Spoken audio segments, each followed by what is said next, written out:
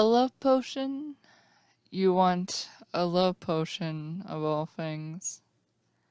I can't imagine what would drive you to seek such a thing.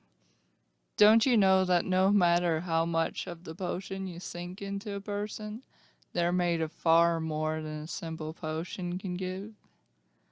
You want me to put love into a liquid form that you may in turn instill in another being? Or is it that you would rather love yourself?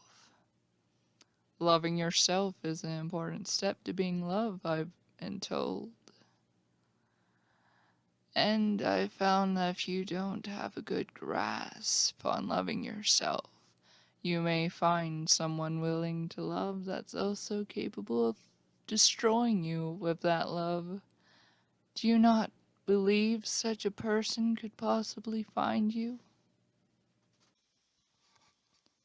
Your own body is a love potion, a festering mixture of thoughts and chemicals. If I were to reach into your chest and pluck your heart out like a fruit and leave it severed, there would only be an idea of you left to love. The love potion would be finite. It would be done. All the ingredients that came together to bring you here would be rendered void. I know that some people would prefer that over the great pain that comes with loving someone. Do you love someone, or are you merely interested in one day having a way to hold the love over someone's head? If I were to tell you that I love you, would you take it at face value, or would you evaluate the inner workings of my words? Do you know how many different ways that love can operate? Do you know that love of a sibling, or a mother, or maybe even a father? Or are you all alone in this world? Did a young man or woman stir something in you that you've never felt before, but you're unable to gain their affections for a good or perhaps bad reason? Did you come here for the comfort that I may offer, if only for a heartbeat? What is the weight of a beating heart compared to a heart that has stilled?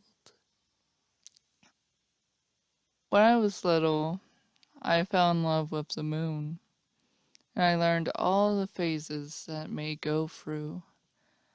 I learned to hide during the dark times and dance during the light. I learned to create during the waxing and destroy during the waning. Each year my love would grow until I came to realize that I only loved her during the light, when I could hunt and when I could fight. I could not hail her sacred name during the days when I could not make out her face, and I felt greatly ashamed. I was nothing more than the people around me, trying only to gain from a good thing and unable to accept the bad. Could I not accept her at her worst, if I was going to benefit from her at her best? I took many years to let this settle in my mind before I grew to accept it for what it was. And once I could accept our relationship for what it was, I grew to love her twice as much as I did before I understood her at all.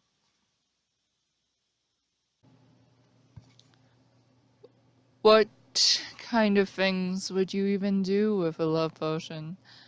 What do you expect me to put in it, your humble potion maker? Would it be the teeth of dragons, or a newborn dove, fresh from the womb of the egg? Would you have me seek their firstborn child and kill them in your name, so that you may have a child by them in your own name, fresh and clean again? Would you ask them to never bear a child in order for them to keep you? though they've said so many times before that they would prefer to have one. There was a time before I was a shop owner when a succubus came into the shop, back before it was a shop, but merely a crevice where a weak and wounded beast may hide. I was weak and naive at the time, and I didn't know what my heart contained. They coerced and whispered things to me that were sweeter than anything I could have dreamed of. I spent so many years alone that to have such a being as this one catch my eye and heart was absolutely irresistible. I knew where they were going to take me. I knew my part. But I let them do their dance. I let them lead me to the top of the stairs for them to execute their plans. And then I felt a sharp hatred for myself. I felt intensely angry that I could fall for such a trick, and my brain was thick with the destruction in which I nearly led myself.